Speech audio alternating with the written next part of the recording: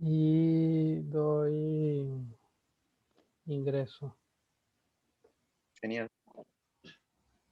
Suerte, éxito Gracias, Edu. y disfrute.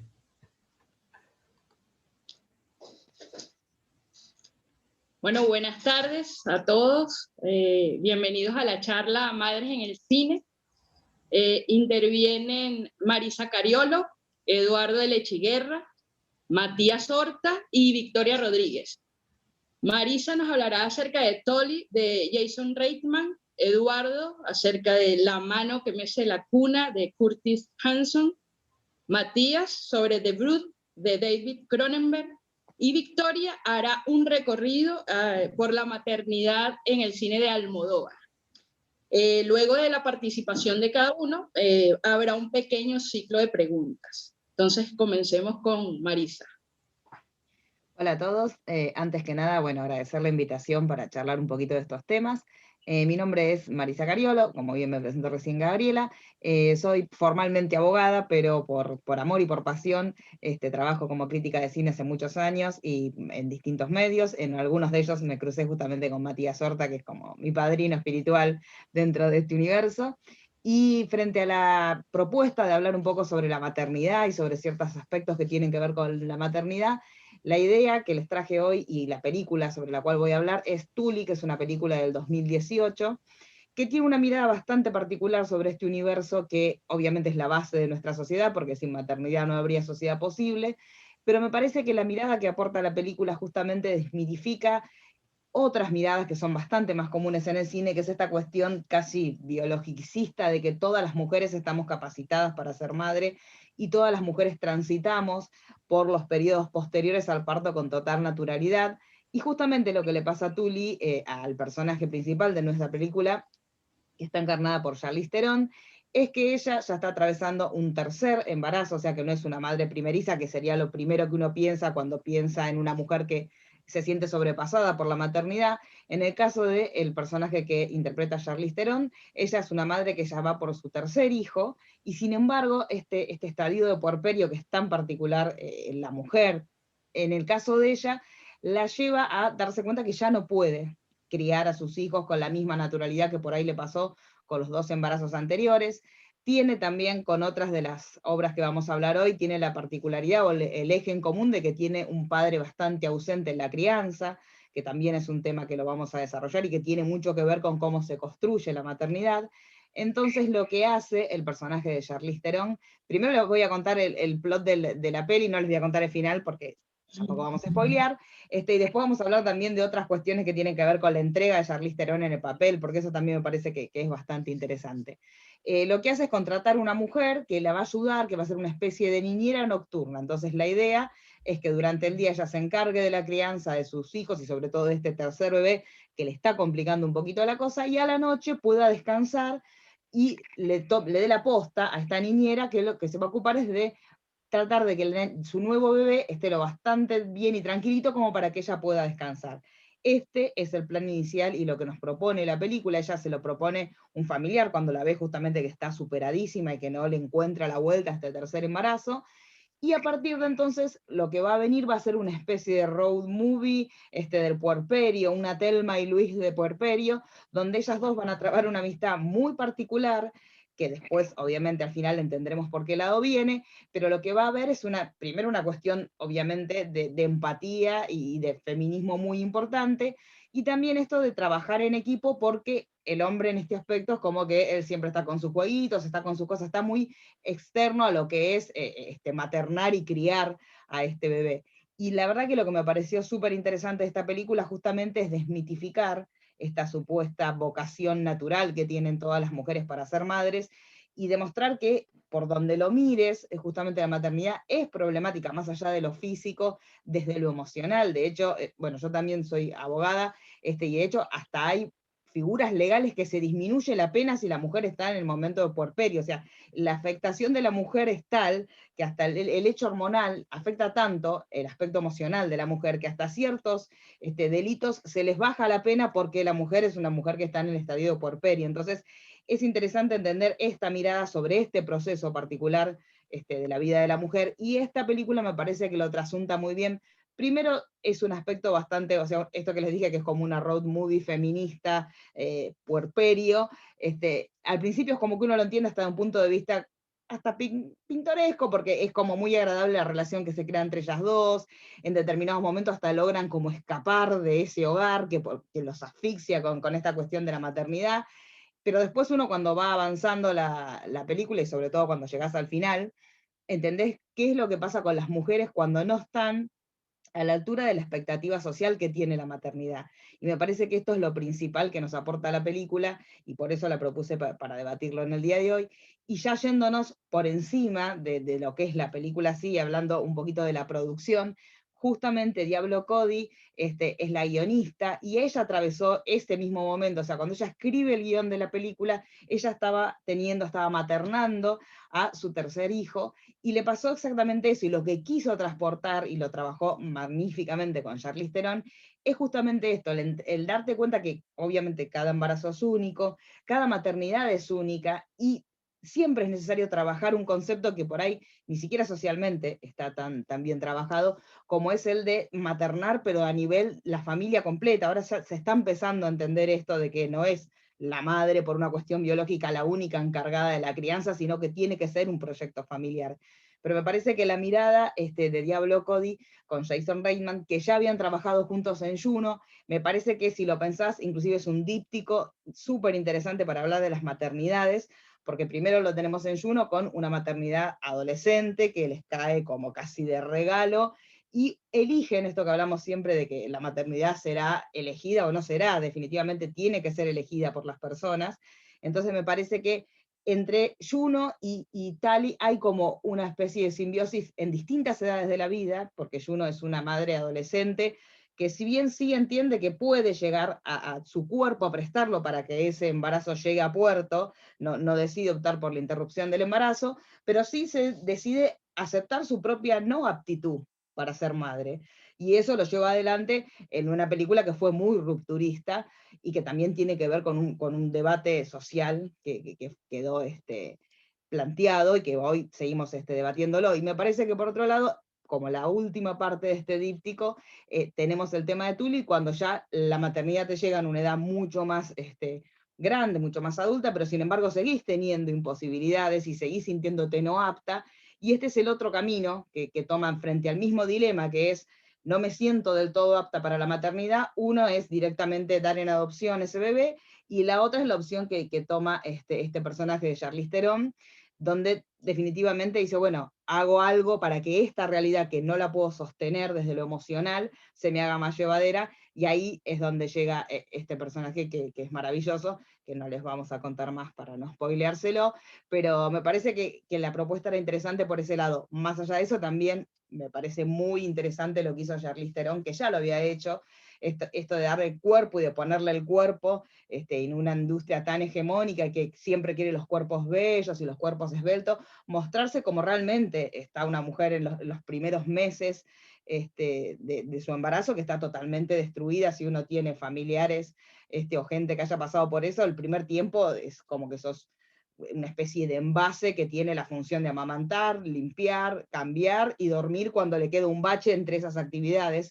Y me parece que esa postura también de Charlize Theron, que es uno de los íconos de la belleza hegemónica del mundo y de la industria, y de mostrarse tan despojada, porque realmente aparte de transformar su cuerpo, no tiene maquillaje, salvo en determinadas escenas, es como que se entregó mucho al relato, así que me parece como que todo ese conjunto, si bien dije que iba a hablar de Tali, pero bueno, ahora pensémoslo como un díptico de Diablo Cody y Jason Reitman en Tali y también en Juno. Me parece que es muy interesante como para que también las mujeres empiecen a sacarse ese peso de la supuesta maternidad que viene, porque sí, y como que es tan fácil para las mujeres, y darnos cuenta que no es tan fácil, y que cada uno le encontrará la vuelta, pero me parece que el cine también es un testimonio de ciertos recursos y ciertos discursos sociales, y me parece que justamente en estas dos películas quedan claro eso, que es una construcción social y que la maternidad también es un ejercicio que tiene el cine que ayudar a conformar esto del proyecto de familia, y que no sea solamente una cuestión por temas biológicos simplemente en cabeza de la mujer. Así que no sé cómo estamos con el tiempo. si ya estamos bien, pues yo, si es por mí, sigo hablando. Pero decime vos, Gabriela, si estamos bien o cómo querés que hagamos.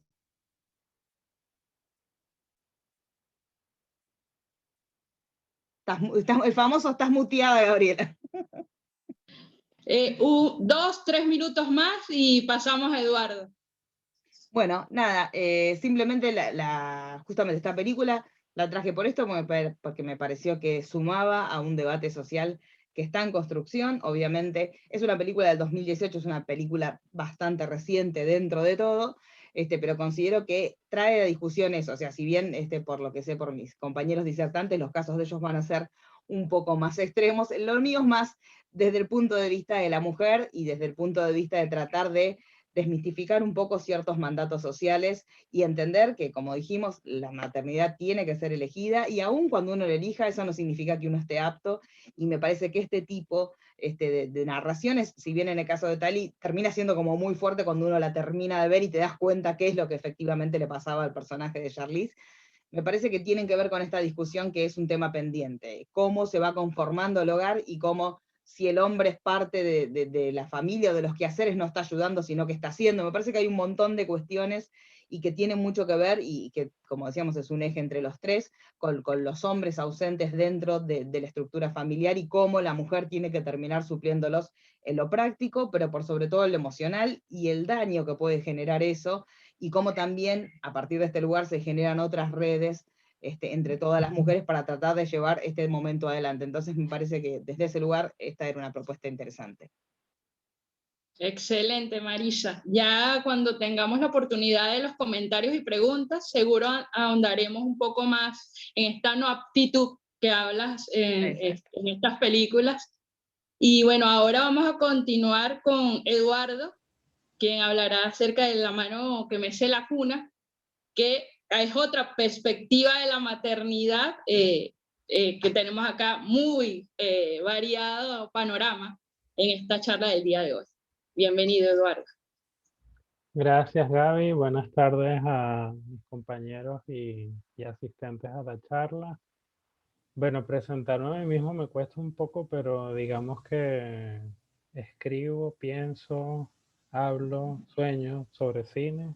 Vamos a dejarlo hasta ahí en verbos vinculados al cine y a la vida. Y bueno, sí, como dijo Gaby, voy a hablar de La mano que mece la cuna. Mi dificultad inicial por escoger un personaje materno me llevó a escoger dos dentro de la misma película, porque si no, yo vivo de la indecisión también. Entonces me quedé con La mano que mece la cuna, que tiene a dos madres, a Claire y a Peyton. Lo característico con ellas es que padecen dificultades como individuos y como madres. Peyton, por su parte, cuenta que su madre murió cuando ella era muy niña, y Claire sufre de asma.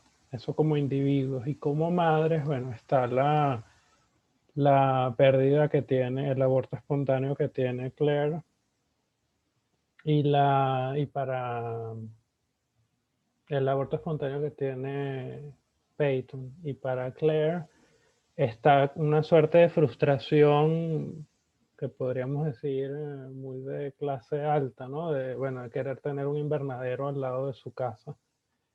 Ya a partir de los nombres de las protagonistas, la guionista de la película, que es Amanda Silver, nos está mostrando una paradoja y una pista.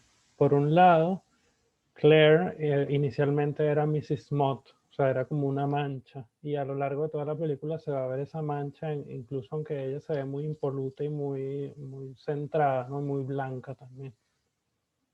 Y por el lado de Claire, ella es la claridad tal cual, es diáfana. Ella lo que quiere es, bueno, precisamente construir un invernadero en el jardín de su casa, ¿no?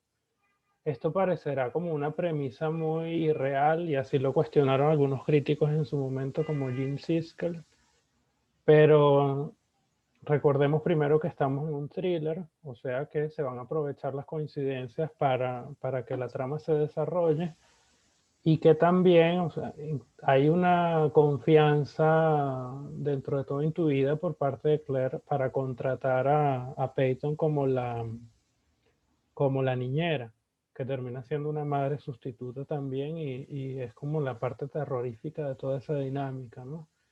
En la entrevista Claire ya le cuenta, Peyton le cuenta a Claire de la pérdida, entonces hay como en ese primer encuentro una confianza y que nosotros como espectadores empezamos a dudar de Peyton, pero no Claire. Claire es la ingenua, incluso la ilusa, que a lo largo de la película se va a ir, va a ir aprendiendo también a que la vida está más allá de ese anhelo por satisfacer un deseo de construir, ¿no? Después quiero volver, o bueno, quiero ir hacia Gaston Bachelard, que es un filósofo francés. Él propone en la Poética del Espacio que la casa es un reflejo tanto físico como psíquico de maternidad y de individuación. Eh, Esto no es solo una fijación teórica de mi parte, sino que además la película comienza y termina con una casa, el plano de una casa de día y el plano de una casa de noche. Y creo que todos podemos estar de acuerdo en que la casa es una metáfora del vientre materno y una certeza también de que nos podemos independizar de ese cuerpo de la madre, ¿no? Entonces, en este sentido, la ilusión de Claire es como llevar a otro nivel crear una casa que es una casa de la fragilidad. Eso sería un verdadero fin de cuentas, ¿no? Una casa con muchos vidrios y mucho verde adentro. Pero también volviendo a la imagen de la casa es frágil como lo es todo cuerpo y toda metáfora. Y esto se muestra en toda la película, no voy a decir que en todos los planos, pero en muchos están las ventanas y los ventanales de fondo, las persianas también, que además contienen un verdor, ¿no? O sea, a través de las persianas se ve el verde, que es un color muy frecuente dentro de toda la historia. Después hay que pensar también en los vidrios, cuando aparece Solomon, el hombre que va a instalarle la,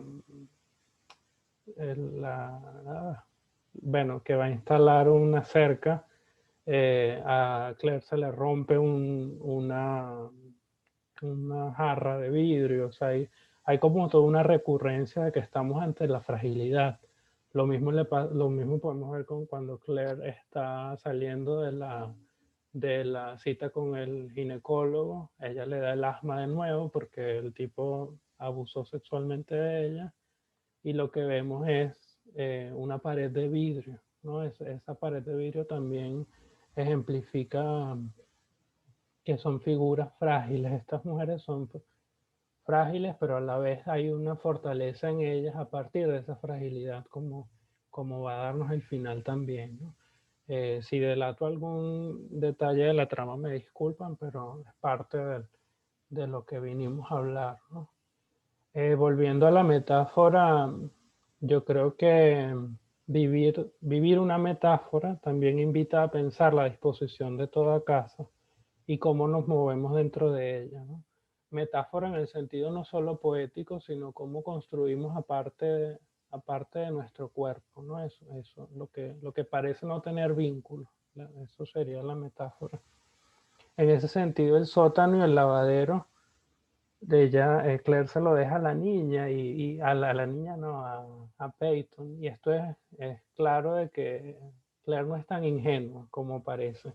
Peyton es lo otro, entonces vamos a dejarla abajo, aunque sea la niñera, y le entregues la confianza, ¿no? Además que esto también se aplica después cuando el esposo se le rompen las piernas y él queda en el sótano también. Y luego el ático va a ser no solo donde se guardan las cosas y hay una escena donde conversan Claire y Peyton, sino que también es donde va a darse la pelea final y la muerte de Peyton. bueno, el tan mencionado invernadero es para brindarle a Claire una ilusión de progreso personal, pero que Marlene, que es la amiga de la familia, muera en el invernadero, creo que también es un indicio de que hay que tener cuidado con lo que significa el progreso personal, ¿no? Y que efectivamente Claire está siendo egoísta y es un capricho. Eso del capricho no quiero perderme esa palabra porque, bueno, recordemos que el apellido de Marlene es Craven y un craving en inglés es un anhelo, es un capricho, es un antojo que da en el embarazo, ¿no? Entonces hay un juego ahí con el cuervo también, en los efectos sonoros de los cuervos en la película, los pájaros, ¿no? Hay todo un juego entre lo que es un capricho y cómo se vincula de forma animal con los personajes, ¿no? Después, volviendo a los colores, bueno, la recurrencia de los verdes no es solo con árboles o el jardín, y las plantas, sino que también está en el vestuario de los personajes.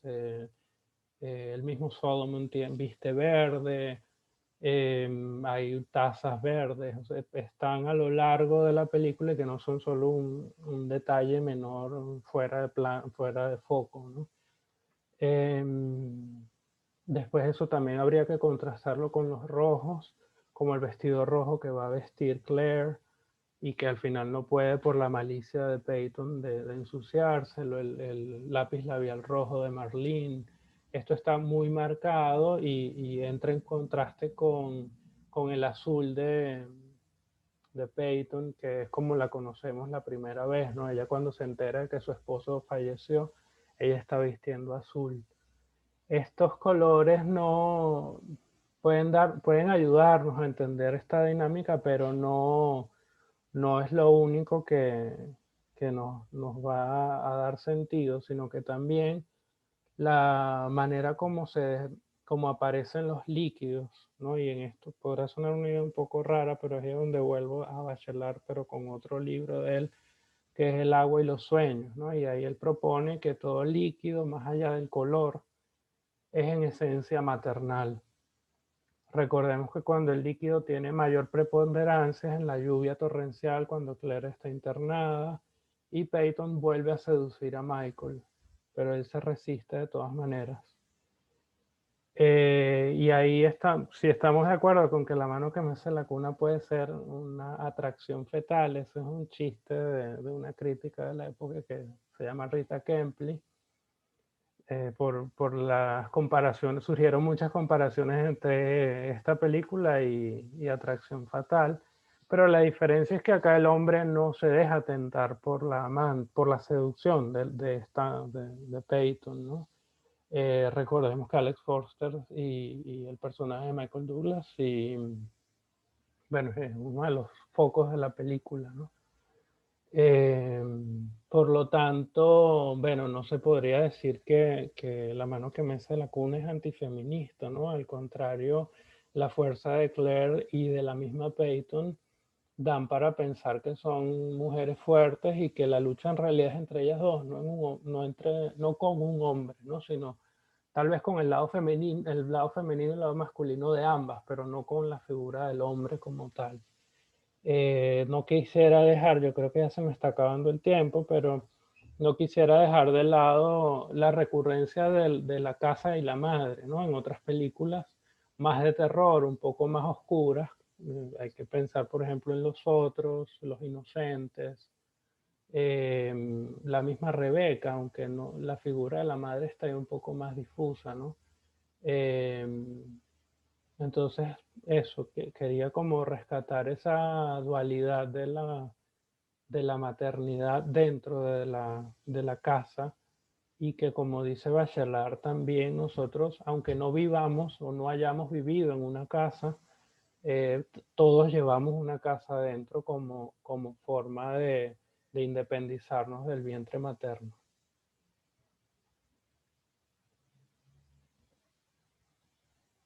Muchas gracias por tu intervención, Eduardo. Otras cosas para comentar esto de la casa como desde la perspectiva materna o cómo estas dos mujeres de alguna manera tienen una visión tal vez distinta de lo que es la maternidad. Y como dije anteriormente, luego de cada intervención vamos a volver a puntos muy interesantes como la casa u otros puntos que tocaste hablando acerca de la mano que mece la cruz. Gracias. Ahora a continuación viene Matías a hablarnos acerca de la maternidad de Bruce, de David Cronenberg. Hola, ¿qué tal? Bueno, muchas gracias, Gabriela, por la presentación. Gracias, Edu, bueno, Mari, la verdad que es un privilegio estar nuevamente, formar parte de esta iniciativa, en este caso para hablar de madres en el cine, y bueno, me presento. Soy redactor, co-creador y coeditor del sitio Sala Llena. También, bueno, soy guionista en el canal de YouTube Set Films y también unas cuantas cosas más, pero no quiero aburrirlos mucho. Así que bueno, voy directo a la peli en cuestión. Sí, es, como bien dijo Gabriela, es The Brood, dirigida por David Cronenberg, que hoy es un nombre consagrado gracias a películas como La Mosca, como Dead Ringers, como Una historia violenta, ¿no? Pero a mediados de los 70 era un director que se estaba abriendo camino en la industria de cine canadiense. Él ya había hecho las películas Shivers y Rabid, que mezclaban terror y ciencia ficción, y que se caracterizaban por mostrar cómo el cuerpo se rebelaba, ¿no? Ante el individuo. Esa era la mayor característica y eso le valió el apodo, ¿no?, del rey del terror venéreo, ¿no? Porque bueno, también la cuestión sexual tenía mucho que ver. Así que bueno, estas películas lo fueron posicionando ahí como un director realmente efectivo, muy interesante, ¿no? Que sí, que podía ser muy, muy personal, y además que podía llevar mucha gente a los cines, de hecho, porque las películas habían costado muy poco dinero y recaudaban mucho. O sea, eran grandes éxitos comerciales, ¿no? Bueno, el asunto es que para fines de los 70, bueno, la carrera de Cronenberg estaba en alza, pero su vida personal estaba muy, muy complicada. Él se había casado en 1970 con Margaret Hinson, que era una mujer que lo había ayudado en los cortos que él hizo en sus comienzos, que eran Transfers y From the Drain. Ella se ocupaba de los sonidos. Bueno, se casaron, tuvieron una hija, Cassandra, pero ya para fines de la década ya la relación estaba en su punto más bajo. De hecho, ella en un momento lo llama y le dice: me voy a mudar a California, y de hecho se iba a convivir con una secta. Eh, y de hecho, y además agregó: me voy a llevar a la nena. Por supuesto, apenas cortó la comunicación, Cronenberg fue a buscar a la hija, que en ese momento estaba en el colegio, era chiquita, y se la llevó, y ahí empezó a batallar para enviarse con ella, por la custodia.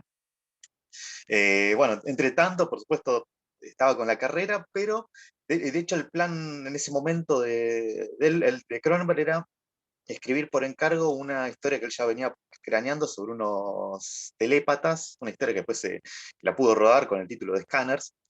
Pero bueno, en ese momento él no podía quitarse de la cabeza todo el tema familiar que estaba padeciendo, y bueno, lo usó para escribir una historia que tenía que ver justamente con la familia y con el horror, ¿no?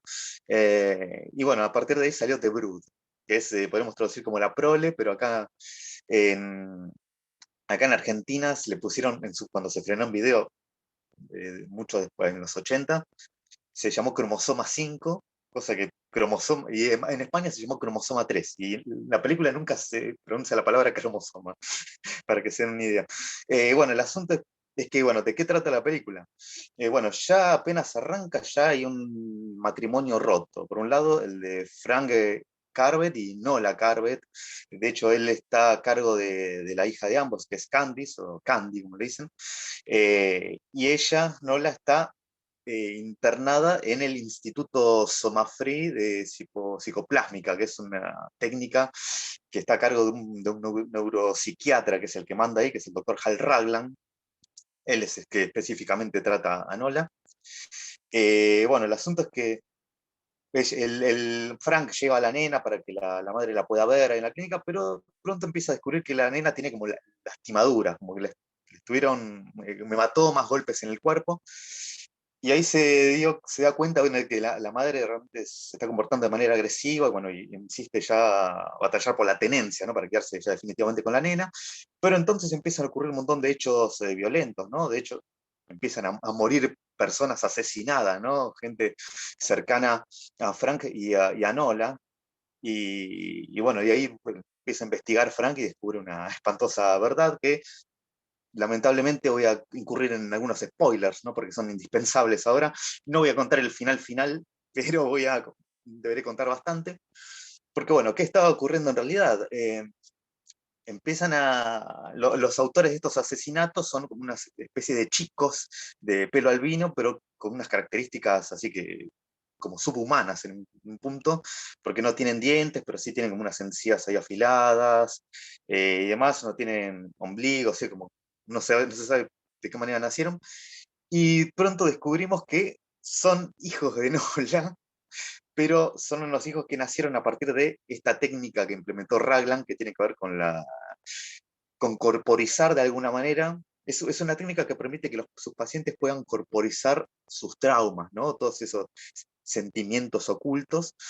Y en el caso de Nola, termina engendrando como unas criaturas, estas criaturas humanoides, ¿no? Como nenes, que se pueden pasar por nenes, ¿no? Se caracterizan y van de acá para allá, ¿no? Sin que nadie pueda reparar demasiado en ello, ¿no? Sin que nadie pueda sospechar. Y el asunto es que ella dio luz a estos engendros que son como bien se arregla en un momento de la película, son como hijos de su ira. O sea, obedecen a todos sus impulsos violentos, sean conscientes o subconscientes, ¿no? Por eso ellos matan a gente, de hecho, muy, muy concreta. Por un lado, a Juliana, que es la madre de Nola, que es la que la maltrataba cuando ella era chica, y una mujer alcohólica, una familia viene de una familia con muchos problemas, Nola.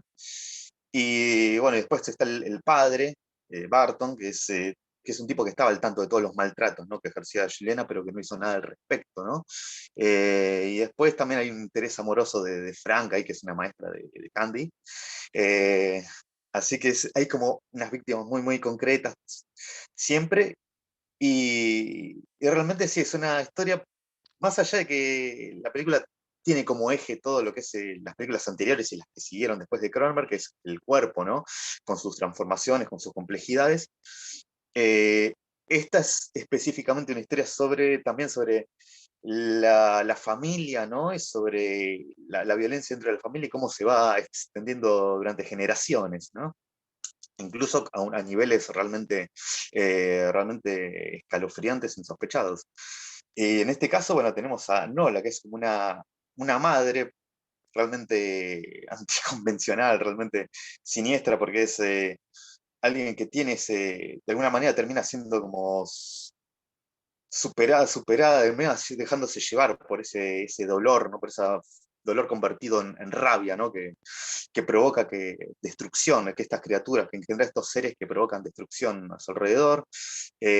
Pero bueno, como conté, ella de chica ya había sufrido maltrato, y de hecho, como es en un momento cuenta Juliana, que a la nena, a Nola de chica la tenían que internar porque aparecían un montón de marcas en el cuerpo y los médicos no podían saber a qué se debían, ¿no? No eran los maltratos, sino que era que estaba ya somatizando, ¿no? Sus sentimientos. Y por supuesto eso después se tradujo en dar a luz estos monstruos. O sea que es como una cadena, es algo que es una madre que ya tiene como una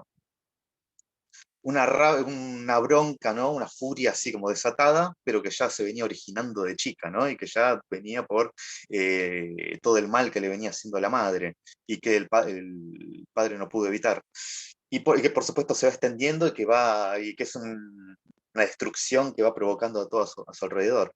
Y por supuesto esto termina también, bueno, acá es donde tengo que cuidarme de spoilear fuerte, con la nena, porque la nena Candice es la que ella termina siendo como testigo, digamos, de un montón de las atrocidades que ocurren, ¿no? De todas las muertes, y muchas veces no reacciona demasiado, casi no, es una nena que habla muy poquito a lo largo de la película.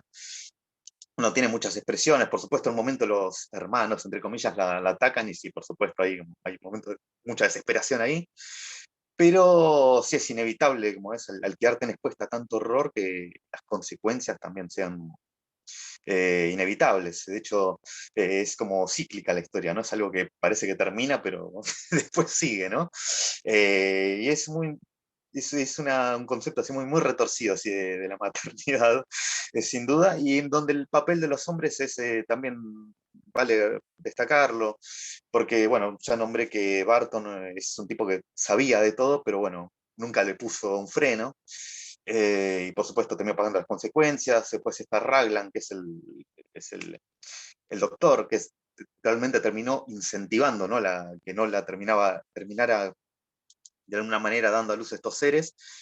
Y por supuesto, medio que él lo vio al principio como una celebración, como un triunfo, ¿no? de sus teorías. Por supuesto que cuando ya se da cuenta de que fue un error, se termina volviendo en contra. Y después está el papel de Frank, que es un tipo que es un padre que trata de hacer las cosas bien, trata de criar a la nena, es voluntarioso, trata, ¿no? de luchar por la custodia, pero no puede evitar que la nena quede expuesta, al final termina siempre quedando expuesta a todos los horrores.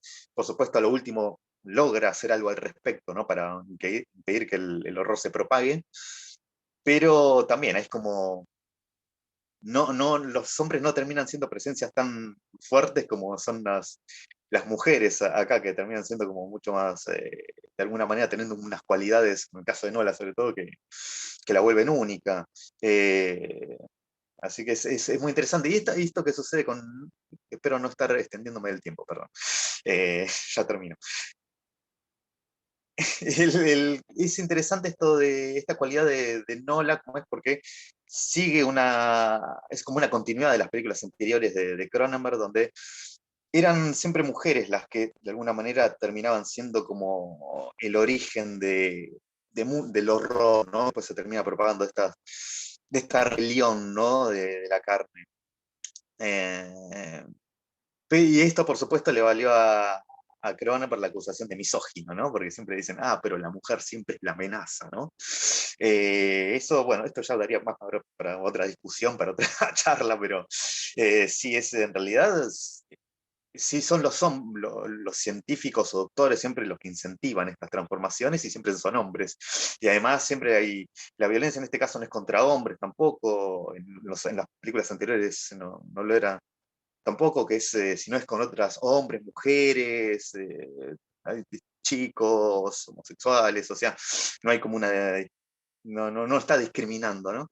De hecho, Cronenberg dijo, más que si quieren acusarme de algo, que sea de misántropo, más de misógino, ¿no? Eh, Así que, sí, termina siendo, es interesante cómo Teoría es uno de esos casos donde el cine de género puede ser un excelente vehículo para hablar de un montón de cuestiones, ¿no? íntimas, ¿no? Esas cuestiones que vos no...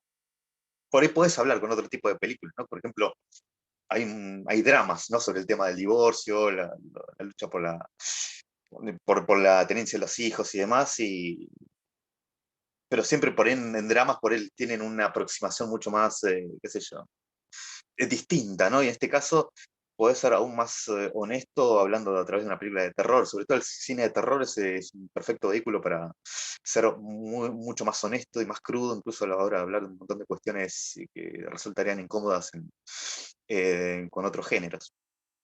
¿Cómo voy de tiempo, perdón?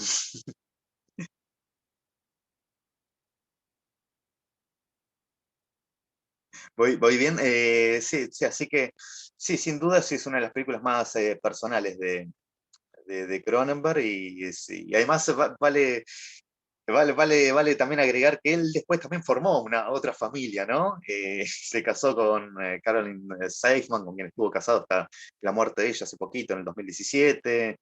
Tuvo más hijos. Por un lado, Brandon Cronenberg, que es director de cine también, y con películas muy parecidas a las que hace su padre.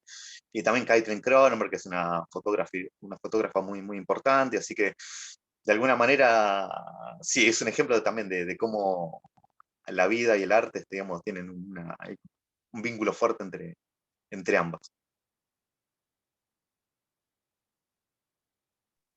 Buenísimo, Matías. Todavía te quedan 3 o 4 minutos si quieres hablar o podemos pasar a Victoria, como quieras. Puedo, sí, agregar a lo último como que sí, Jack Cronenberg había, el tema de la relación entre padres e hijos, él había tratado ya un poco en las películas anteriores, en Shivers, en las que nombré, en Rabia, así como, de hecho, el costado más violento, ¿no?, de la relación entre esas partes, los vínculos familiares. Pero por acá, por supuesto, logra darle un enfoque todavía mucho más íntimo, más personal, y además es una de sus primeras películas, ¿no?, que la gente empezó a verlo, digamos, como algo mucho más que un director de películas de terror, simplemente. Así que empezó a ganarle ya respeto en otros ámbitos, así que sin duda sí es una película, sí, sí, crucial en la filmografía de Cronenberg, y sigue siendo quintesencial, y el concepto de la película sigue siendo realmente perturbador. Excelente, muchas gracias, Matías. Ahora vamos a pasar como a otro tipo de madres, que serían las de la filmografía de Almodóvar. En este caso nos hablará Victoria Rodríguez acerca de 3 películas de este autor tan importante, este director. Muchas gracias, Gabriela. Y gracias por estar aquí. Gracias por la invitación. Sí, yo voy a hablar de la maternidad en el cine de Almodóvar. A ver, Almodóvar representa un abanico muy amplio de posibilidades maternales. Y de esta manera, él subvierte la hegemonía del modelo patriarcal, donde se escuchan frases como madre no hay más que una, y quién te va a querer más que tu madre, que estas que dejan al descubierto como un vínculo institucionalizado que funciona para estandarizar la relación en contra de la propia libertad de las mujeres y que hacen reprobables para la maternidad las acciones que no vayan de la mano del sacrificio, la bondad, la abnegación y la servitud. Para efectos de esta charla, y porque su filmografía es muy amplia y muchas madres, me centraré en 3 películas de su etapa más madura, o sea, Volver, Todo sobre mi madre y Dolor y Gloria. Todas ellas tienen un componente en común, que es la madre guerrera y aguerrida, empoderada con supervivencia, protección y coraje. Todas ellas son madres truncadas, quienes toman decisiones y salen adelante, confiando como en otras maneras de abrirse camino y buscando lazos fuera del núcleo familiar establecido. Y de esta manera crean tribu. Y me gustaría hablar de 3 temas, porque de nuevo es bastante extenso y no va a estar, serían horas hablando de esto. Entonces, me gustaría empezar con la protección, ¿vale? De estas madres. En Volver, Raimunda, que es una mujer fuerte y frágil a la vez, cargada de sensualidad, contradiciendo el estereotipo de la madre un tanto gordita y dulce que nunca tiene nada que ver con el deseo, llega a la casa un día después de trabajar y descubre, y perdón por el spoiler, pero creo que pues, no puedo hablar de esto sin spoilear, descubre a su esposo muerto en la cocina. Su hija Paula le cuenta entre llantos y la madre llora de dolor que que se llama Paco, diciendo que no es su padre y que aquello no era malo, le intenta violar. Paula lo amenaza con un cuchillo, pero él se vuelve a abalanzar sobre ella, de hecho se abalanza varias veces hasta que saca el cuchillo, incluso con el cuchillo se vuelve a abalanzar sobre ella y esto resulta en su muerte. Y Raimunda, quien también fue abusada por su padre al punto de quedarse embarazada de él, abraza a su hija y no duda en ningún momento de su palabra. Lo que hace es mandar a que se cambie porque está empapada. Y en este gesto se entiende la doble protección, ¿no? La cuida de coger una pulmonía y a su vez la protege de ver cómo se despoja del cuerpo de su padre. Pero antes de ponerse manos a la obra, le dice a su hija, recuerda que fui yo quien lo mató y que tú no lo viste porque estabas en la calle.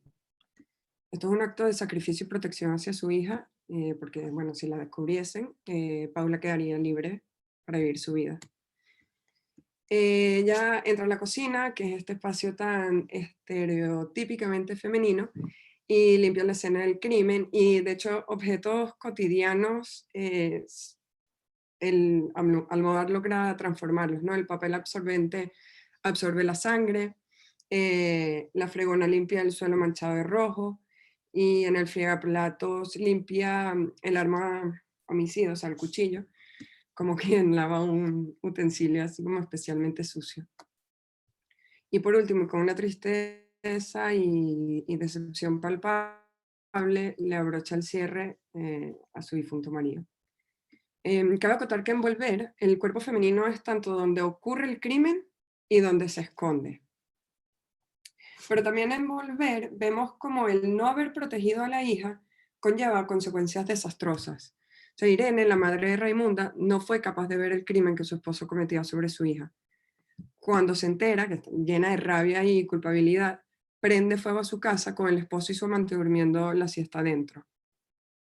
Y regresa para pedirle perdón a su hija, y en el perdón como que se esconde la salvación y la esperanza de las mujeres de este universo fílmico. Las tres mujeres y la adolescente regresan al pueblo y Irene, viendo la enfermedad de Agustina, decide cuidar de ella hasta su muerte. Agustina es la vecina. Y ejerce de madre a falta de la madre biológica, que es a quien Irene asesinó. Luego en Todo sobre mi madre, nos movemos no solo entre madres reales, sino también entre madres simbólicas. Manuela, la protagonista, es madre tanto en su casa como en su trabajo de enfermera. Cuida y protege a su hijo, aunque es de forma egoísta, o sea, no puede contarle a Esteban quién es su padre, que es un padre ausente, y así el hijo crece sintiendo que le falta una parte. O sea, ella quiere ser la madre y el padre, y formar un único yo con su hijo.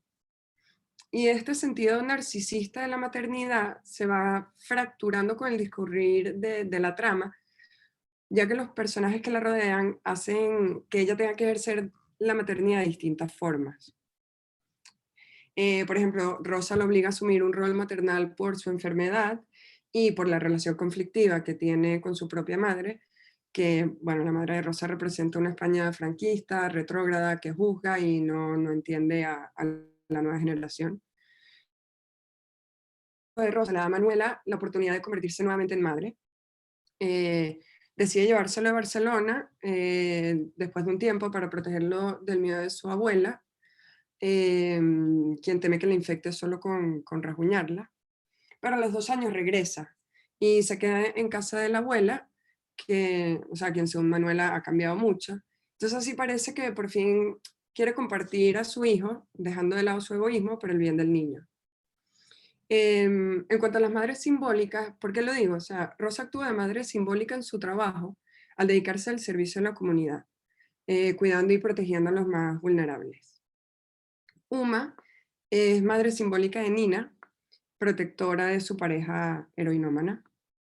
Agrado es madre simbólica por su trabajo de asistente personal de Uma, pero lo hace también con Nina, dándole consejo como si de una madre se tratara, sobre todo para ayudarla a entender lo malo que es la heroína y lo importante que es tener a alguien que te quiera. En Dolor y Gloria, la figura materna obviamente también es de suma importancia, ¿no? O sea, por un lado están las dos Jacintas, es la misma madre, ¿vale? Es la persona quien más ha marcado a Salvador, el protagonista. Una es vista desde los ojos de la infancia y la otra desde la mirada adulta. Una es joven, que protege, y la otra es mayor, que necesita que la protejan. También por el otro lado, ejerciendo quizás también de madre simbólica, está Mercedes, su asistenta, su asistente personal, quien lo cuida, lo protege, lo acompaña al médico, le esconde cosas que sabe que le preocuparían. Y de hecho no es casualidad que Salvador decida instalarla en la habitación de su madre. En este film de autoficción podemos ver cómo el vínculo entre madre e hijo evoluciona, o sea, desde que ella cuida de él cuando él depende por completo de ella, y en esta fase ella se regocija con su crecimiento y salud, y en el afán de cuidarlo y protegerlo, incluso se permite como tomar decisiones importantes por él, como incluso cuando él no quiere, como enviarlo al seminario para brindarle una oportunidad de recibir educación. que por sus limitaciones económicas ella no le habría podido brindar, pero también deciden no hacerle llegar el retrato que el primer hombre deseado, como lo llama Salvador, hace en un trozo de cartón. Y bueno, aquí se ve un poco el poder de la madre, ¿no? Desde el coraje de ir al encuentro de un padre ausente, con todas sus posesiones en un atillo y su hijo de la mano, y hasta su capacidad de hacer hogar, ya sea en el banco de una estación de tren o una cueva desolada. Otro punto también muy importante es la supervivencia y, bueno, el instinto de supervivencia de las madres para sacar adelante a sus hijos. Obviamente en toda la filmografía de Almodóvar, el solo hecho de que estas mujeres, y casi todas sus mujeres, sigan adelante tras sufrir tantos agravios, es muestra de la fuerza de todas ellas, ¿vale? Pero me quiero centrar en las madres y, bueno, también como en las mujeres que componen estas tres películas, ¿no? En Volver, Raimunda sufrió abusos sexuales por parte de su padre y ella misma se salvó con la ayuda de su tía Paula. Paula, su hija, sufrió un intento de violación por quien considera a su padre y lo asesinó. Sole, la hermana, sufrió la tragedia de perder a ambos padres en un incendio. La Agustina, la vecina, sufrió la desaparición de su madre desde hace más de 3 años. E Irene, la madre de Raimunda y Sole, sufre con la culpa de no haber podido proteger a su niña de la monstruosidad de su marido y de haberlo matado junto a la madre de Agustina. Y bueno, todas ellas sobreviven al viento solano, al fuego, a la locura, la superstición, incluso a la muerte. Y es todo como base de bondad, de mentiras y de mucha, mucha vitalidad. En Todo sobre mi madre, Manuela sufre la pérdida de su hijo, roza una relación conflictiva con su madre, así como quedarse embarazada y dar cero positiva por haberse acostado con un adicto. Uma, la angustia de tener y cuidar de una pareja heroinómana, y Agrado, el maltrato en su vida por ser prostituta y transexual. Y en Dolor y Gloria, Jacinta sufre la pobreza y un marido muy pero muy ausente. Estas madres sacan a todos adelante porque nadie lo va a hacer por ellas, pero no son resentidas ni mucho menos resignadas, tampoco es que están bravas con el mundo. Muchas sí son altivas, incluso a veces bruscas, pero porque las circunstancias son muy duras, ¿no? Pero en ningún momento se dejan machacar por ellas. Por ejemplo, Manuel, en vez de dejarse caer, decide ir en busca del padre de su hijo para cerrar el círculo, de dejarse caer cuando se muere su hijo. Raimunda parece renacer con la muerte de Paco y por fin como que vuelve a coger las riendas de su vida, y Jacinta hace todo lo posible por darle una buena vida a su hijo, a quien en verdad no termina de entender, pero sin embargo ama y cuida. Ninguna de ellas tiene apoyo de un marido, más bien el amor romántico lo que trae es problemas y la figura paterna tiende más hacia la desaparición. Lo que sí tienen o se han buscado es el siguiente punto y el último que me gustaría compartir con ustedes, que es el crear tribu o la solidaridad femenina. Porque estas madres, aunque ferozmente independientes, se apoyan en sus vecinas y otras mujeres para crear su tribu, llena de sororidad, risa y compasión. Es junto a ellas donde la supervivencia se hace posible. En Volver, Raimunda se apoya en sus vecinas para desembarazarse del cadáver de Paco. Le pide ayuda a su vecina para cargar la nevera en la furgoneta y transportarla al río. Ella le responde que entre dos no pueden, y Raimundo le dice, bueno, les decimos a las vecinas que nos ayuden.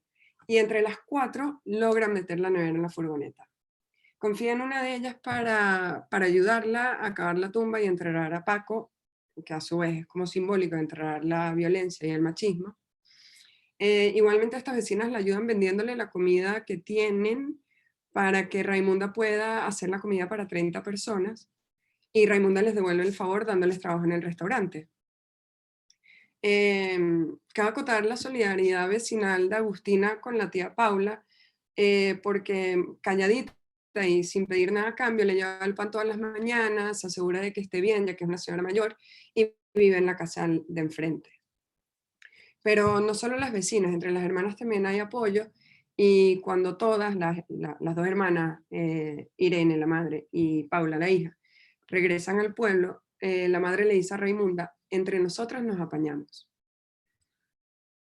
El primer flashback, y de hecho también con Agustina, existe este tipo de sororidad y apoyo. Incluso Agustina va a la televisión desesperada porque, bueno, tiene una enfermedad y necesita dinero y o sea, quiere encontrar a su madre. Va a la televisión, a la telebasura, como le dice Almodóvar, y que yo creo que es cierto. Y bueno, dice cosas que no debería decir, se pone en una situación en la que quizás no se debió haber puesto. En vez de juzgarla o reprocharla, más bien la apoyan, ¿no? Como que la entienden y la apoyan. Luego en Dolor y Gloria, en el primer flashback, se muestra a Jacinta lavando la ropa en el río junto a sus vecinas, con su hijo encima de ella, en su espalda.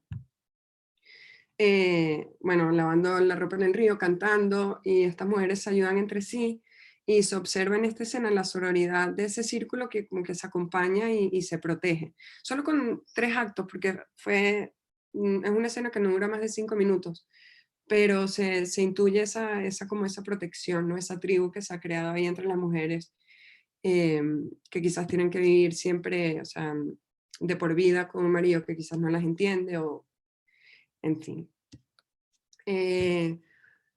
Y Jacinta, ya mayor, o sea, ya la Jacinta mayor, mayor y enferma además, le hace una última petición a su hijo, que es que la lleve al pueblo. Sabe que allí morirá rodeada de sus vecinas, de sus amigas, o sea, apoyada y querida. Y Todo sobre mi madre muestra la necesidad de este apoyo, en mi opinión, de manera magistral. Entre las 4 mujeres se cimienta una amistad que a veces es maternal, a veces es filial, depende de lo que se necesita en el momento. Lo que queda claro es que quieren lo mejor para la una, ¿sabes? Para la otra.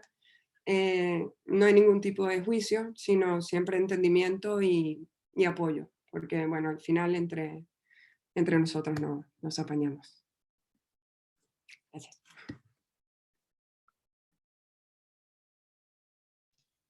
Buenísimo, Victoria. Excelente. Ahora sí vamos a entrar en este famoso ciclo de comentarios y de preguntas. Yo vivo anotando cosas y relacionando de alguna manera películas que al principio tú dirías que no tienen nada que ver, pero resulta que sí. Escuchamos de cada uno de los ponentes que existen diferentes perspectivas de ser madre o de la maternidad, ¿no?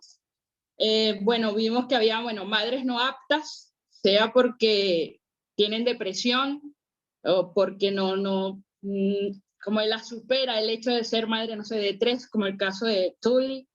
El otro caso, por ejemplo, en The Brood, que sufren experimentos, por decirlo de alguna manera, científicos, que genera una suerte de monstruitos. Estas madres fuertes o protectoras que también vemos en Almodóvar, que sería tal vez las más cercanas a una madre nuestra o una madre occidental, ¿no? Creo que ninguno tiene unas madres tan terroríficas como la de The Brood. Y bueno, quería empezar como con un comentario general y después como preguntas a cada uno que den pie también a las personas que escucharon las intervenciones a que puedan aportar o preguntar algo. Me quedó la idea de que hay un eje transversal que sería el cuerpo en todas estas películas y en la maternidad, ¿no? Es un cuerpo que da luz primero, también los cuerpos, no sé, muertos, que deben ser enterrados o que deben ser llevados a algún lugar, estos que engendran criaturas incomprensibles, estos niños albinos particulares, los cuerpos violados y el cuerpo como una casa, que sería esa imagen o esa metáfora que trajo Eduardo a colación. Me gustaría, no sé, ¿qué opinan el que quiera hablar acerca del cuerpo como este eje transversal que atraviesa las visiones de todas estas películas. No sé quién quisiera comenzar o responder esto.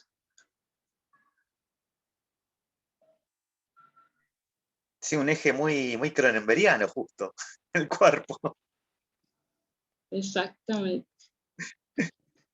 Y ese cuerpo que se rompe también en la casa, que es como una subcasa, el vivero, ¿no? Es como que no es la casa principal, sino otro eje aparte, como un hijo de esa casa, ¿no? Hay otras cosas que también podríamos hablar, que por ejemplo, como bien dijo Marisa, Diablo Cody utilizó elementos autobiográficos o de su propia maternidad para escribir. Entonces, Cronenberg tomó vivencias de su matrimonio.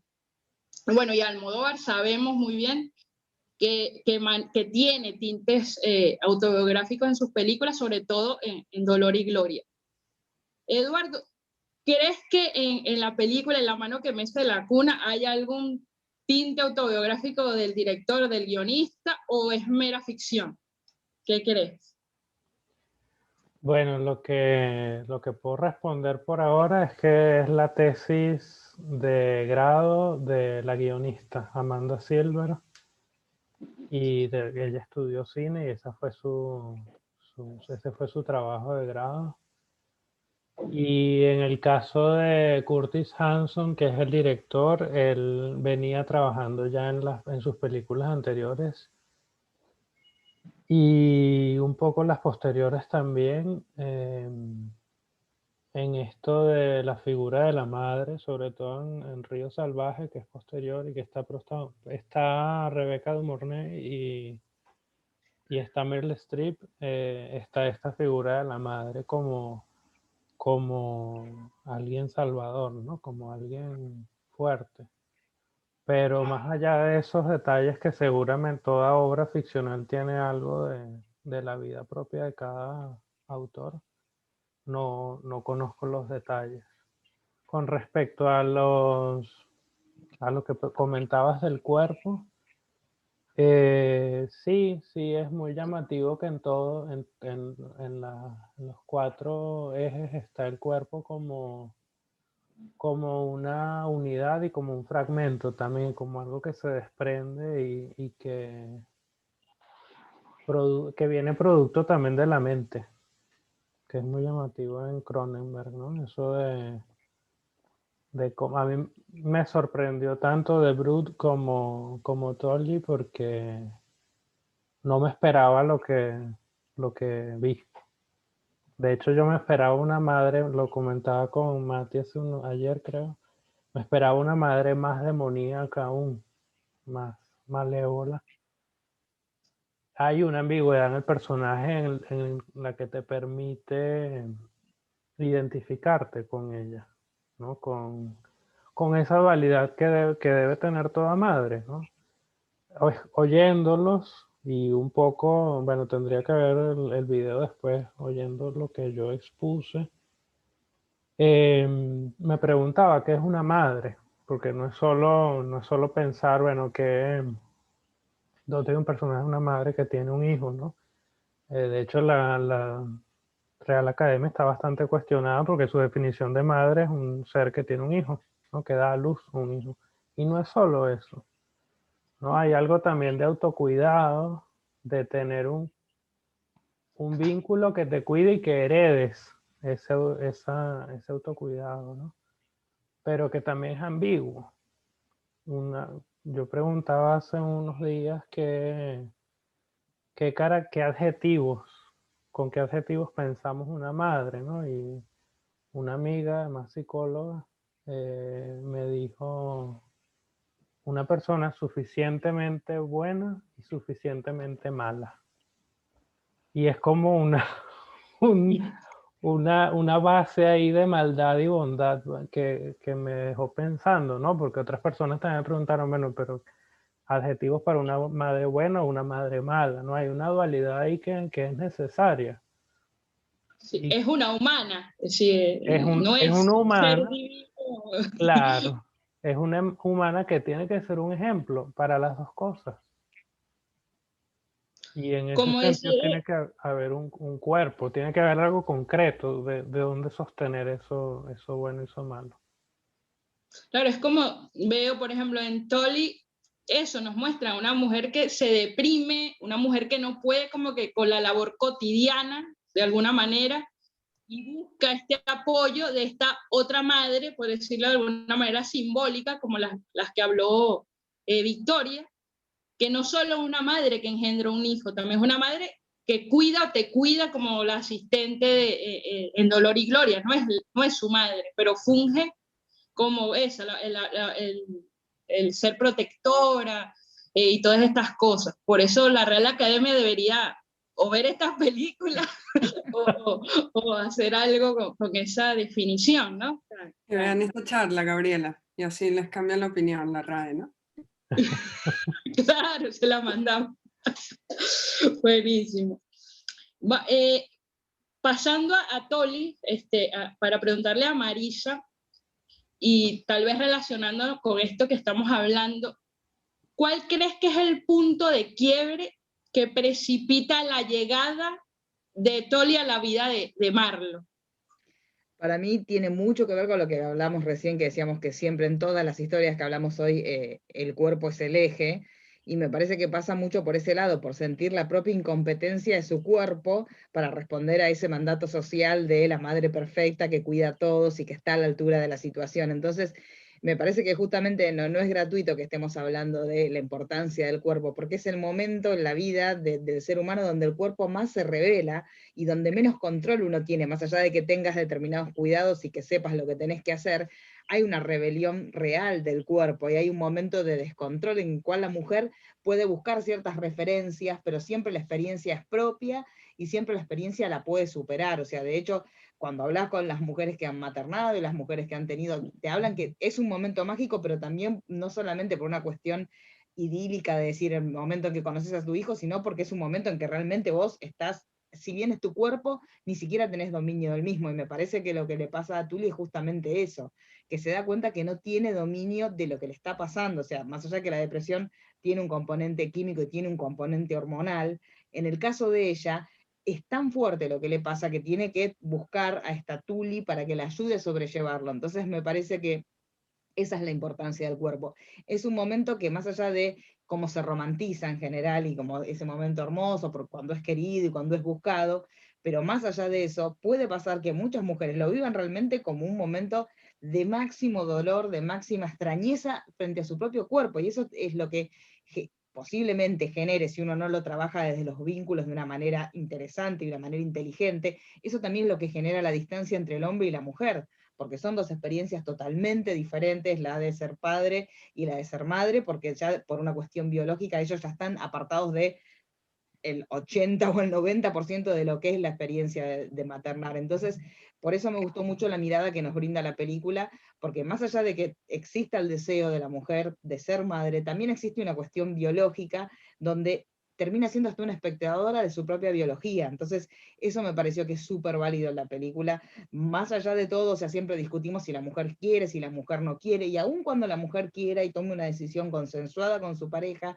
aún así el cuerpo puede llegar a revelarse. Entonces me parece que esos como los tres casos, que los tres que terminamos exponiendo sobre el cuerpo y la maternidad, me parece que tienen en común eso. Hay una cuestión biológica que es tan fuerte que hasta sobrepasa al individuo. Y eso me parece que es maravilloso, y en los tres casos está planteado, inclusive como decía Victoria, también esta cuestión de empatía de las mujeres, tiene que ver con eso, que por más que se lo quieras contar o que lo quieras transmitir un hombre, hay algo en la biología que nos lleva a que nos ayudemos, porque es intransmisible en ciertas cuestiones lo que nos pasa a las mujeres cuando terminamos teniendo un hijo. Entonces me parece que esa mirada es lo que tienen las películas de las cuales hablamos, y que tiene que ver 100% con la biología, y aparte cuando muchas veces entra en contraposición con el mandato social.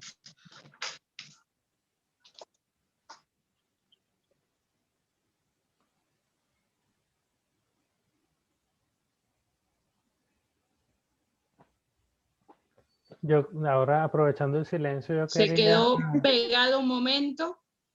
Ah, no, no grabación. sabía. Ahí Yo estamos. quería comentar de Tolly eso que decía Marisa de Charlize Theron, que ella siempre a conciencia está transformando su cuerpo, ¿no? Y eso en principio lo comentaba con una amiga que le gustó mucho Charlize Theron en Monster. A mí me generaba ruido. Porque bueno, en Monster ella se transforma toda la cara y es como, se convirtió como en parte de su firma, pero ella lo ha convertido como en un proceso autoral y actoral, donde además produce sus proyectos hoy en día, bueno, desde hace varios años, creo que la misma Monster también la produjo ella. Pero hay algo de matizar poco a poco esas transformaciones, ¿no? Y que bueno, por lo menos en el caso de Tori no es algo facial, sino todo el cuerpo y es de engordar para, para la película, ¿no? Y pensarla ahí, pensarla también en Mad Max, que es espectacular, o sea, es como dirían hegemónica, pero una hegemonía que va en contra, que es una, lidera al grupo y es la heroína, ¿no? Eso es llamativo en ella. Sí, y que no es tan común en la mujer, o sea, los hombres estamos más acostumbrados a que puedan renunciar a esa hegemonía, pero en las mujeres no es tan común que se arriesguen, si bien obviamente Charlize Theron es una belleza increíble, pero ella lo lleva a límites que no son tan comunes, porque los hombres lo vemos que estamos más acostumbrados a que diga subió 20 kilos, bajó 20 kilos, pero me Sí, parece que las mujeres no estamos tan acostumbradas. Exacto. 25 kilos subió para ese personaje, no es cosa, no es poca cosa. Ujú. Hay otros que los hemos subido sin tener actuación en el cine. Claro, bueno, llamémosle pandemia. Ahora, pasando como a otro tema, tal vez más hablando del director Matías, ¿crees que es justa la comparación que manejan muchas personas a hablar que The Brute es una especie de Kramer versus Kramer? Sí, el mismísimo Cronenberg la vio de esa manera. Él dijo que The Brood era su Hola. versión de Kramer versus Kramer, pero más, dijo que era su versión más naturalista y realista, que suena como chiste, ¿no? Pero si nos ponemos a pensar, tiene como un sentido, ¿no? Porque por ahí se refiere más a algo que en un momento menciona que tiene que ver con la honestidad, ¿no? Que por ahí permite, ¿no? Contar una historia a través de los géneros, ¿no? Que podés ir mucho más allá o cruzar los límites y, digamos, encarar, digamos, una historia que por ahí con un drama, por ejemplo, por ahí no podés, ¿viste? No sale. Pero sí, sí, volviendo al paralelismo entre las dos películas, sí, bueno, recordemos que Kramer versus Kramer es del mismo año también, del 79.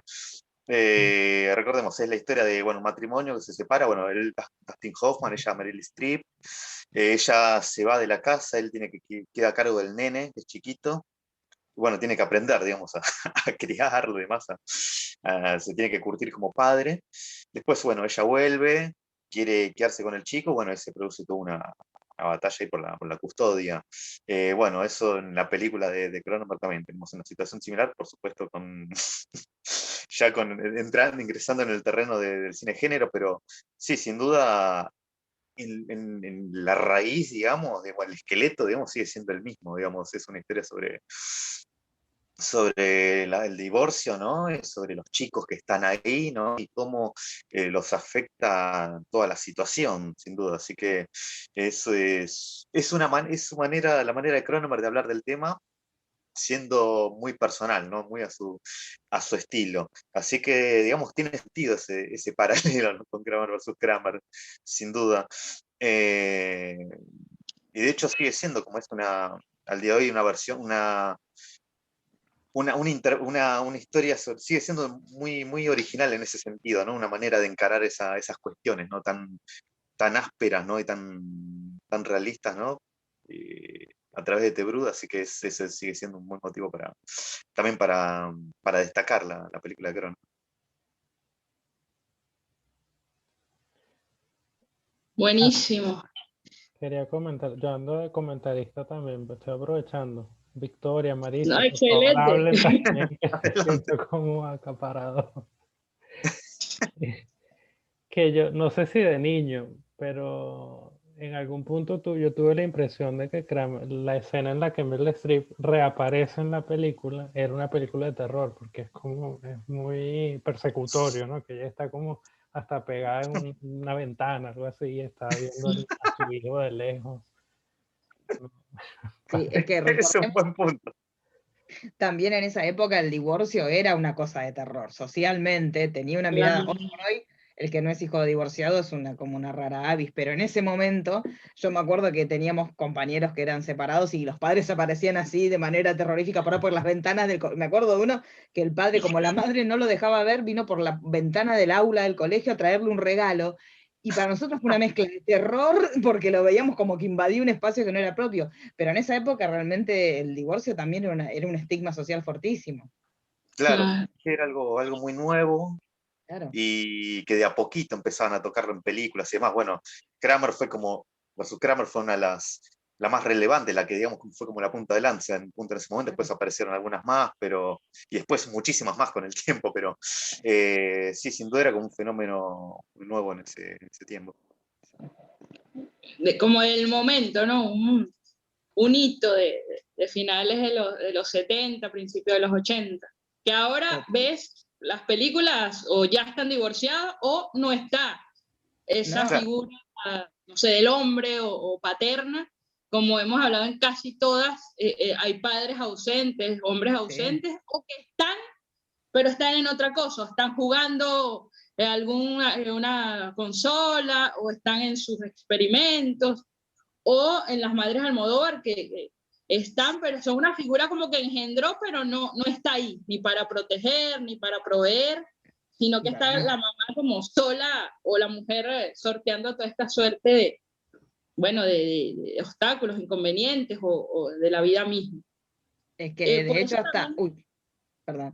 No, decía que de hecho hasta en el derecho se fue modificando la idea de cómo surgió el divorcio.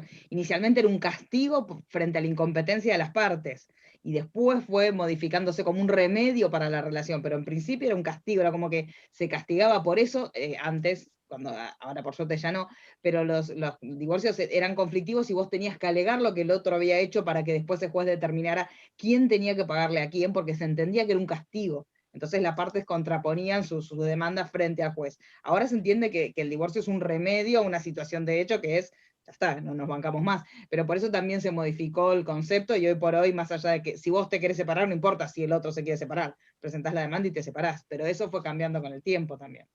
Claro. Por suerte, ¿no? Porque imagínate personas que no son compatibles para nada o que tienen problemas, no sé, de convivencia o de tolerancia, tener que vivir así por siempre, simplemente por mantener, no sé, vivir en una casa o por cosas económicas. A veces muchas personas permanecían en matrimonios que no querían. Exactamente. Y bueno, yo antes, si alguna persona de los que estuvieron escuchando la charla quieren preguntar algo, yo tengo una última pregunta para Victoria y después dejamos abierto para las personas que escucharon la charla si quieren hacer otro comentario. Si no, seguimos nosotros conversando. Para Victoria ¿qué opinas acerca de los rasgos autobiográficos que Almodóvar imprime en las madres de su cine? Por ejemplo, en Dolor y Gloria, como dijimos anteriormente, es como bastante evidente porque es como una autoficción. Pero, ¿cómo lo ves? ¿Lo ves presente en Volver y en Todo sobre mi madre? Bueno, sí, como dices, Dolor y Gloria está muy, muy basada en su madre. No es autobiográfico, pero sí, como dices, es autoficción. Yo creo que su cine en general bebe mucho de lo que él vivió en su infancia. O sea, Almodóvar nace en un pueblito perdido de La Mancha, creo que en los años 60 o un poquito antes, o sea, en pleno franquismo, en la posguerra, que tú dirías, bueno, la guerra terminó en el 39, pero la posguerra duró mucho tiempo en España. Y después de pequeños se trasladaron a otro pueblito chiquitico en Extremadura. y él lo que conoció, y por eso hace tanto homenaje a las mujeres, es un poco lástima también que haya pasado, como que vivido esto, pero también es un reflejo de ese tiempo y lo que vino antes. Claro, él, la relación que más tenía era con su madre, sus hermanas, su abuela y las vecinas de ambos pueblos. El padre como que estaba, pero bueno, como en Dolor y Gloria, estaba siempre en el bar, o sea, es como si no existiese, ¿sabes? Como que sabes que tienes un padre, lo ves cuando te levantas, pero poco más, no ejerce mucho, no en la crianza. Y, y él siempre ha intentado, porque lo dijo en varias entrevistas, su madre no quería que él hablara ni de ella, ni de las mujeres del pueblo, porque según las vecinas decían que la ponían como unas catetas, que básicamente no sé si saben qué es cateto en España, pero es como gente de poca cultura, con poca cultura, poca educación, o sea que no ha ido al colegio básicamente.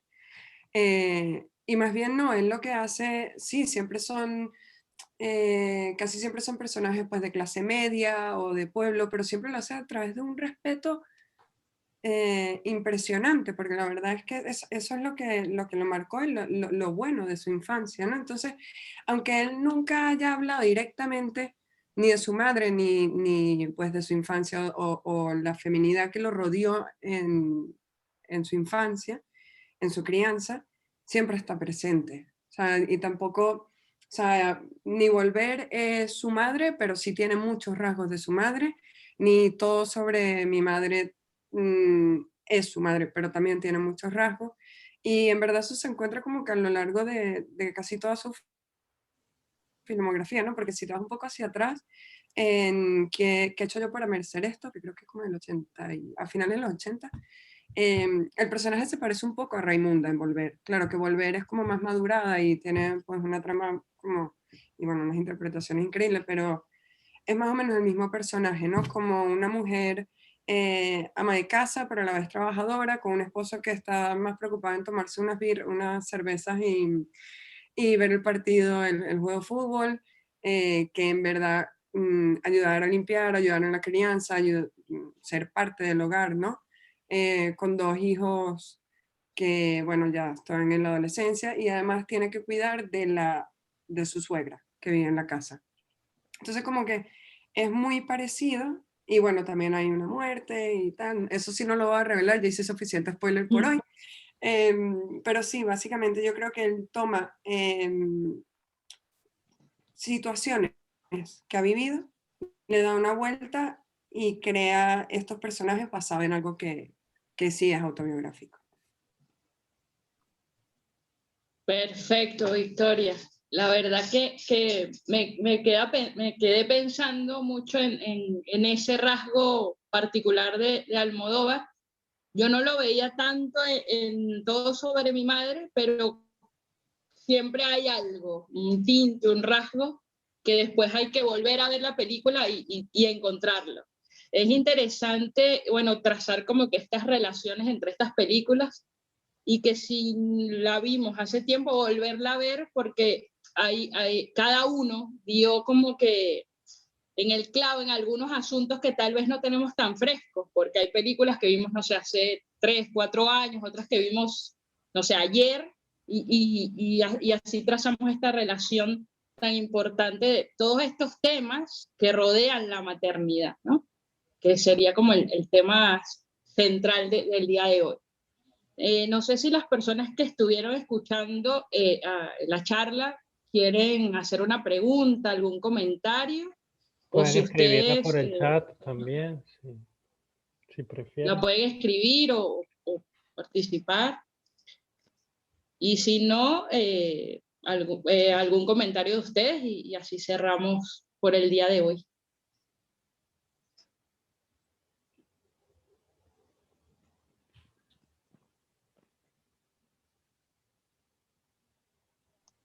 Veo Bueno, no. Fernando, veo Tony, Martín.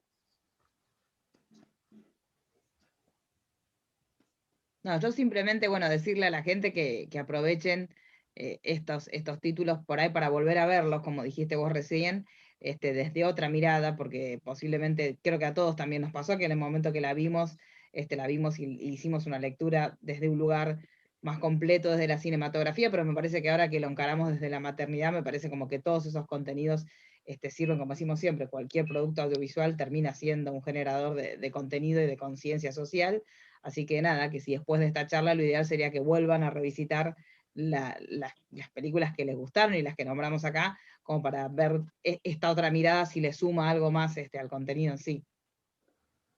Buenísimo. Y también las relacionadas, las que citaron, aparte, por ejemplo, Juno, las otras películas, por ejemplo, Los Otros, Otra Suerte de Madre, las películas, bueno, del director de Bruce, también sería interesante verlas y establecer si hay esa relación o no se relaciona en nada, o está solo los científicos haciendo sus experimentos, pero así también elaboramos como una cartografía de alguna manera cinematográfica, tiene que ver con la maternidad y todos estos temas que abordamos en este rato. ¿Alguien tiene algún otro comentario? Hablando de biografías, se me olvidó comentar que Gastón Bachelard, aunque obviamente no era madre, sino padre, él tuvo que cuidar a su hija porque la esposa de él se murió cuando la hija tenía 7 años. Y además de filósofo, y eso siempre me llama la atención y no he conseguido más información al respecto. Él él se licenció en letras y en matemáticas y fue corresponsal de guerra también y además tuvo que criar a la hija. Entonces me llama mucho la atención todo esto, esta multiplicidad de carreras y funciones y también donde rescata la impronta de la madre tanto en la casa como en los líquidos, que es Muy hermoso pero llamativo. Es así. Siempre quedan temas rondando como para hablar tal vez en otro momento. Uniendo tal vez a este tema de los líquidos y Bachelard, recuerdo, no sé, una escena de Tully, de que hay varios momentos que está, no sé, el río, el mar, a veces está turbio, a veces está calmo, pero como no queremos espolear ni queremos hablar de más, sería interesante que quienes quieran participar después de una post-charla vean la película y así no hablamos de finales o de cosas que son importantes para, bueno, la película, la trama en sí. Sí, Marisa fue la más decente con lo de los spoilers. Matías, Victoria, ¿algo que decir o ya nos despedimos por el día de hoy? Bueno, yo sí acoté bastante, o sea, estas últimas, o sea, no las últimas tres, pero estas tres películas, pero en verdad para comprender la maternidad en el cine de Almodóvar, hay que ver desde Pepi Lo Simón, que es su primera película y que es mucho más, también hay una madre, pero es una mirada mucho más punk, es transgresora, ¿no? Es como romper, se acaba de morir Franco y romper con todo lo establecido y el matrimonio convencional y la España católica y recatada y bueno, un poco retrógrada, ¿no? Pero la hace demoliendo. En cambio, en esta, como las últimas, ya es una persona, bueno, se notan los años también, ¿no? Lo que Pepi Lo Simón me parece maravillosa y de verdad que hay que ver la evolución de este director, pero sí recomiendo, pues él tiene muchas películas del tema maternal y mucho tipo de madres, entonces no se queden solo con estas tres y los animo a que las vean todas. Excelente. Acá Tony participa, les agradezco estas palabras, en particular soy fan de Almodóvar y se me fue el chat. No sé si Eduardo lo ve. Sí, es digno de estudio lo marcado de la figura materna y femenina en su filmografía. Buenísimo. Yo también soy fan de Almodóvar, Tony, no sé si se notó. Yo también. Y Yo del también. gazpacho, y del rojo. Me encanta. Claro, esa es otra, mujeres al borde de un ataque de nervios. También Sí. hay Sí, que analizarla, sí, sí. me encanta. Fue una de las primeras películas, creo que, no sé si analicé o hablamos con Eduardo, Movimiento, por allá por 2009, 2010. Ese Esa fue sería una de otro las ciclo, primeras ¿no? que yo vi de él también. Buenísimo. Bueno, yo les doy las gracias entonces a todos por haber participado, por esta rica conversación y exposición que nos abrió como que a otros temas y a seguir viendo este cine, tanto estas películas como otras relacionadas. Bueno, gracias por la invitación a Eduardo de moderar y de poderlos escuchar a ustedes. Y por mi parte será hasta la próxima oportunidad, que tal vez sea ponente, tal vez sea moderadora. Esa fue Ahí la vemos. spoiler. Bueno, sí, Bueno, igualmente gracias a ustedes por participar y a quienes asistieron a oírnos también por oírnos. Y eso, gracias por tomarse el tiempo de investigar y ver y escribir sobre estas películas. Sí, gracias Edu y gracias a todos, la verdad que otro muy bonito evento.